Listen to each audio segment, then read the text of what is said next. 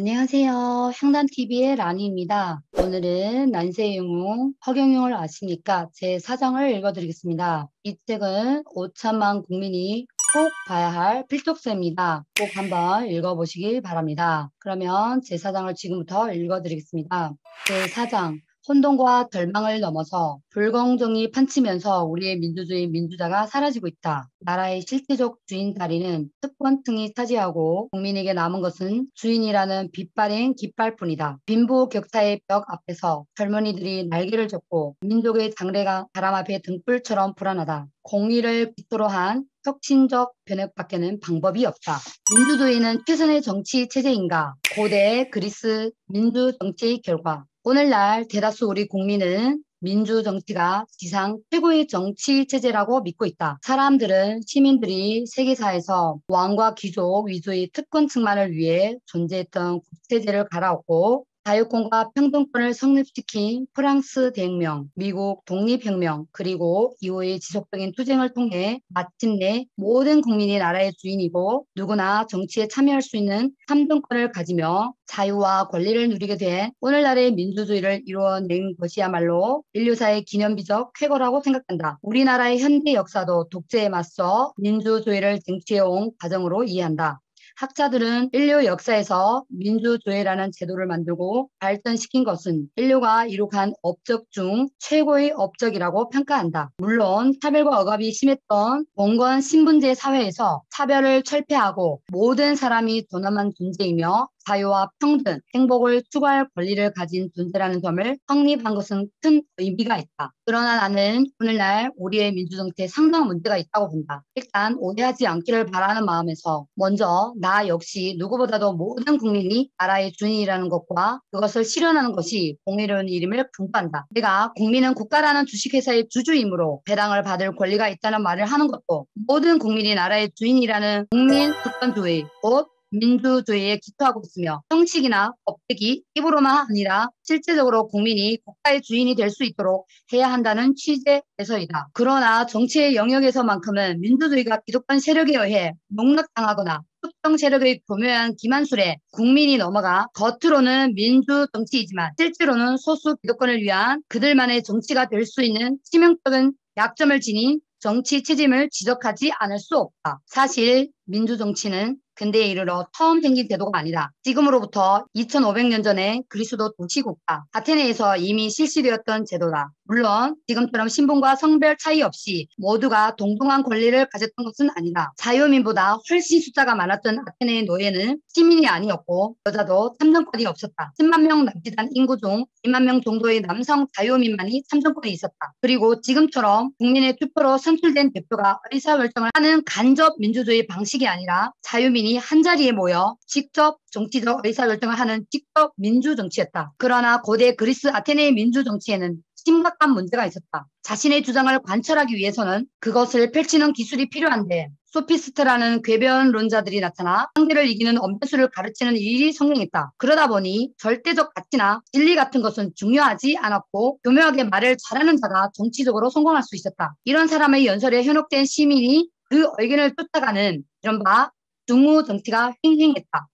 그러한 중우 정치는 일종의 선동에 의한 정치라고 할 수 있다. 보편적 진리의 존재를 강조했던 소크라테스가 소피스트들과 싸우고 그의 제자 플라톤이 철인 정치를 주장한 이유가 그것이었다. 소크라테스는 훌륭한 스승을 지도자로 모셔야지 그를 투표로 뽑으면 되겠느냐고 일갈하다 결국 죽음을 맞이했다. 권력욕이나 특정 의도를 지닌 자들의 발팍한 언변술에 현혹된 대중들에 의해 정치적 결정이 좌우되었던 아테네는 동국에는 그리스의 또 다른 도시국가 스파르타와의 펠로폰네소스 전쟁에서 패하면서 고대 그리스의 중심적 도시국가 지위를 이뤘다. 이처럼 아테네의 민주정치는 민주주의의 특성상 피하기 힘든 중우정치로 흘러갔고 이것이 나라가 쇠락하게 된 원인 중 하나였다. 민주주의가 민주주의라는 그 방식에 의해 망하고 만 것이다. 더 심각한 오늘날의 중우정치. 오늘날 우리가 하고 있는 민주주의는 그것과 다르다고 할 것인가? 물론 직접 민주정치가 아니고 국민을 대신할 대표를 뽑으며 그들이 정치를 하는 간접 민주정치, 곧 대의정치이고 여성도 남성과 동등한 참정권을 가졌다는 면에서 아테네의 민주정치와는 많이 다르다. 그렇다고 아테네와는 달리 우리가 하는 민주정치에는 문제가 없는 걸까? 나는 오늘날 우리가 하는 대의정치도 고대 아테네의 직접 민주정치 못지않게 문제가 많다고 생각한다.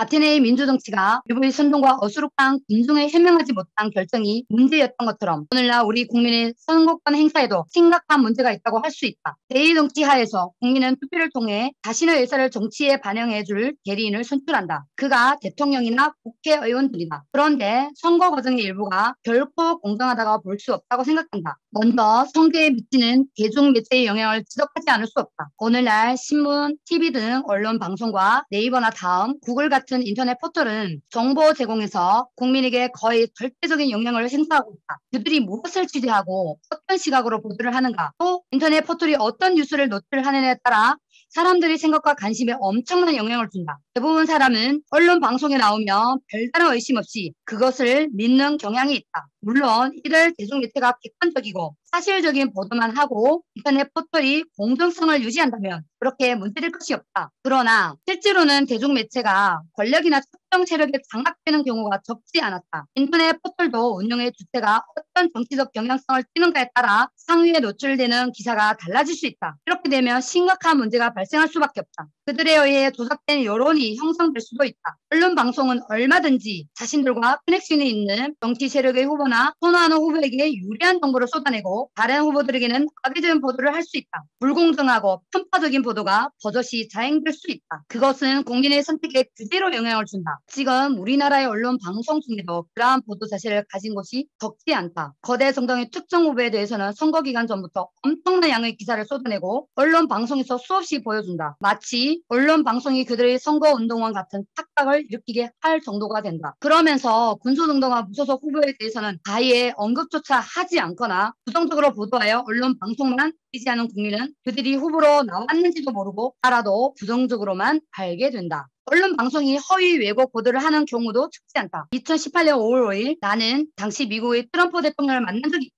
이전에 나는 당시 미국 콜로라도주 상의원이자 상원 외교위원회 산하 동아시아 태평양 국제사이버안보정책소위원회 위원장이었던 코리 가드너의 토빙으로 미국을 방문해 공화당 소속의 많은 사람이 함께 회의를 하는 자리에도 참석했다. 미국이 우리나라에 대해 굉장히 서운하게 생각하여 우리나라 의사와는 상관없이 북한의 핵무기와 장거리 미사일 도발에 대해 응징을 하려는 분위기가 고조된 상황이었다. 그들은 전투기와 잠수함 등 모든 것을 대신시킨 상황에서 북한 문제에 대해 마지막으로 내 생각을 들어보려고 나를 부른 것이었다. 내가 이들을 만나게 된 뒤에는 임청근 한미동맹협의회 총재의 주전이 있었다. 임청근 총재가 우리나라로 인해 한미동맹이 갈수록 악화되는 것을 우려하고 있을 때 한미동맹의 악화를 해결할 사람으로 나를 첨가하는 이들이 있었고, 그렇게 해서 임청근 총재의 주선으로 나는 동아시아 태평양 국제사이버 안보정책소위원회 위원장과 미국 대통령을 차례로 만나게 되었다. 그들과 만난 자리에서 나는 북한 폭격을 강력히 반대하고 북한이 받아들일 수 있는 방식으로 북한을 달래면서 북핵을 처리해야 한다는 의견을 피력했다. 여하튼 내가 트럼프 대통령을 만난 것은 너무나 분명한 사실이다. 유튜브에 허경영, 임청근을 검색하며 증언 자료를 얼마든지 확인할 수 있다. 그런데 나중에 우리나라의 한 방송에서 트럼프 대통령과 내가 함께 찍은 사진은 합성한 것이라면서 내가 트럼프 대통령을 만난 것은 거짓이라는 허위 왜곡 방송을 내보냈다. 그 방송을 하기 며칠 전 그거 방송국의 기자가 나를 찾아와서 이것저것 질문을 하고 사진의 원본을 보고 갔음에도 불구하고 정작 방송에서는 복사한 사진을 내보내며 나를 거짓말쟁이로 몰아가며 음해하는 방송을 한 것이다. 언론 방송의 허위 왜곡 보도는 사실에 기초하지 않은 터무니없는 여론을 형성하고 그것이 후보와 관련된 내용인 경우 선거에 커다란 악영향을 끼친다. 이러한 모습은 고대 아테네의 중후 정치와 다를 게 하나도 없다. 아니 어쩌면 더 심각하다고 본다. 아테네는 야심을 가진 개인 몇몇이 화려한 연변술로 유권자들을 현혹했다면 지금은 엄청난 영향력과 파급력을 가진 대중매체가 편향된 시각으로 특정 후보를 띄우기도 하고 죽이기도 하면서 국민의 선택에 의도적인 영향을 주고 있다. 이것은 비단 우리나라뿐만 아니라 민주주의 선진국이라는 미국 같은 나라도 예외는 아니다. 이러한 대중매체의 보도 자세와 행위는 일종의 대중 선동 행위라고 할 수 있다. 선동당한 대중들의 선택은 그것이 비록 그들의 자유로운 의사에 따른 것이라 여길지라도 이미 선동과 조작이 영향을 끼친 결과일 뿐이다. 그들의 투표권이나 선거권의 행사는 보기에는 주권을 행사하는 민주주의의 절차이지만 선동한 자가 이루고자 하는 것에 도장을 찍어주는 들러리 역할에 다름없다고 생각한다. 원래 원래 민주정치, 데모크라시는 군중에 의한 정치라는 뜻이다. 이러한 정치에 대해 일부에서는 집단 지성에 의해 탁월한 선택이 이루어진다고 주장하나 그러한 경우는 극히 드물다. 대개는 선동이나 대중의 어리석음으로 인하여 중우정치, 우민정치로 흐르게 된다. 이처럼 고대 그리스의 직접 민주정치든 오늘날 대의민주정치든 군중에 의한 정치가 드러난 한계는 명확하다. 민주정치가 중우정치로 흘러 나라를 망치고 국민 스스로 재발등을 찍는 것이다.